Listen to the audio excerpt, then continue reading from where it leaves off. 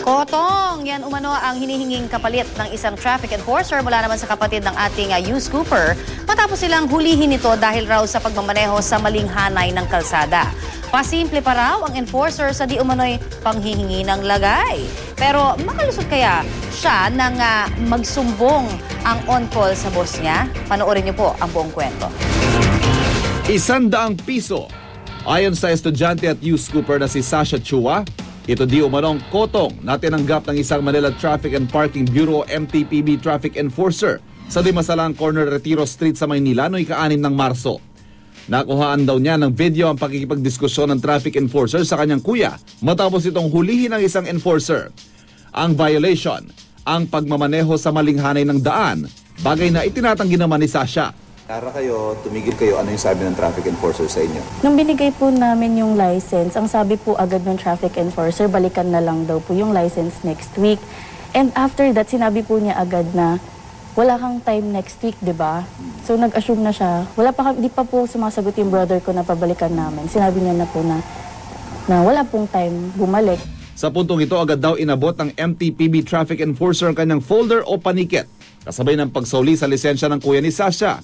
Di umano ito ang paraan ng enforcer para sabihing mag-ipit na lang ng anumang halaga para wag na niyang ituloy ang pagkumpiska ng lisensya. Sasha, bakit mo binibigay sa amin itong video na to? Anong gusto mo mangyari? Kasi po sa area na po yun, marami po talagang nanghuhuli nang wala naman violation. Kasi I posted the video din po on Facebook. Tapos maraming nag-comment na nahuli na din daw sila doon sa area na yun. Madami din kaming friends na nahuli na doon na wala naman din pong violation. So gusto ko lang po na sana sabihin sa ibang tao na marami talagang mga nangkokotong and hindi po tayo pwede pumayag na ganun po, kokotongan.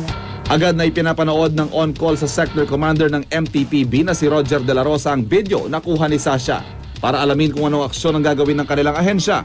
Yung mukha, actually, di rin namin nakita kung sino yun. Pero sa panghapon, meron akong nakatalagang 2 enforcer doon. Maaaring isa sa kanila, yun ang nakahuli sa kanya. Ayon kay Sector Commander De La Rosa, maliban sa hindi raw makita ang mukha at nameplate ng traffic enforcer, hindi rin daw malinaw sa video kung may pera nga bang inipit sa folder. Sir, ano naman pong masasabi ninyo sa akusasyon na hindi raw ito ang unang beses na nangyari dyan sa area ninyo? Kaya naman sila nahuhuli dahil may violation sila. Para lalong masiyasat ang issue, binisita ni Sector Commander De La Rosa ang mismong Dimasalang Corner Retiro Street.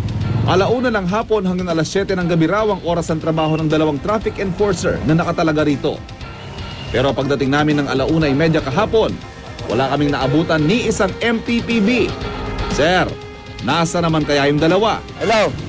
Hello, nasan ba kayo? Ba't hindi ba kayo bumababa rito?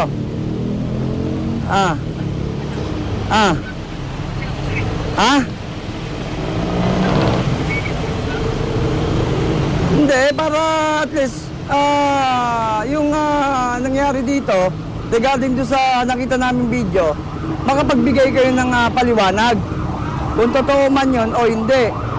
Para sa ganun, yung sarili nyo, mapatunayan nyo na wala kayong kasalanan. Pero kung kayo, hindi kayo nagpapakita sa akin, talagang pinalalabas nyo na may kasalanan kayo. Inintay namin ang pagdating ng 2 ipinatawag ni Sector Commander. Pero matapos ang aming paghihintay, isa lang sa kanilang malakas ang loob na humarap at nagpaliwanag. Yan bang sakyan na yan, driver na yan, kilala mo? Hindi. Nahuli mo ba yan? Hindi, sir. Kung hindi po kayo ito, sir, ano naman ang masasabi ninyo sa naka-uniforme ninyong kasamahan? Sa akin, sir, yung traffic kasi nung na yun, sir, nagmamando ako, tulad doon, pagka may libing, hindi ko na monitor yung ibang kasamahan ko. Nasa naman kaya ang isa pang enforcer? Tumawag siya at susunod nga siya rito.